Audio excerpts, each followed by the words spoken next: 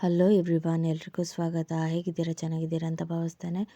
ಈ ಒಂದು ಪ್ಲೇಸ್ ಬಂದು ಮಾಗಡಿಯ ರಂಗನಾಥ ದೇವಾಲಯಕ್ಕೆ ನಾವು ಹೋಗಿದ್ವಿ.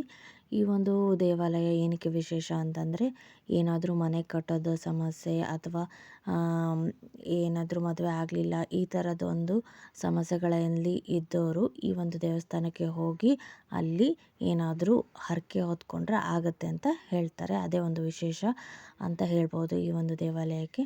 ಹಾಗೆ ಇದು ಬಂದು ಬೆಂಗಳೂರು ಹತ್ರ ಇರುವಂಥ ಮಾಗಡಿಗಿಂತ ಮುಂಚೆನೇ ಬರುವಂತಹ ದೇವಸ್ಥಾನ ಆಗಿದೆ ಇದು.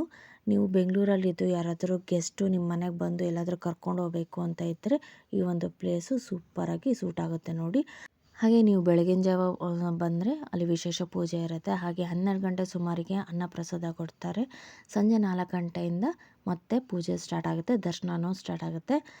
ಹಾಗೆಯೇ ಮಾಗಡಿ ತರಕಾರಿ ತುಂಬಾ ಫೇಮಸ್ಸು. ಇಲ್ಲಿ ಬಂದಾಗ ನೀವು ತರಕಾರಿನ ತರ್ಕಾರಿ ತುಂಬಾ ಫ್ರೆಶ್ ಆಗಿ ಸಿಗುತ್ತೆ, ಟ್ರೈ ಮಾಡಿ ನೋಡಿ.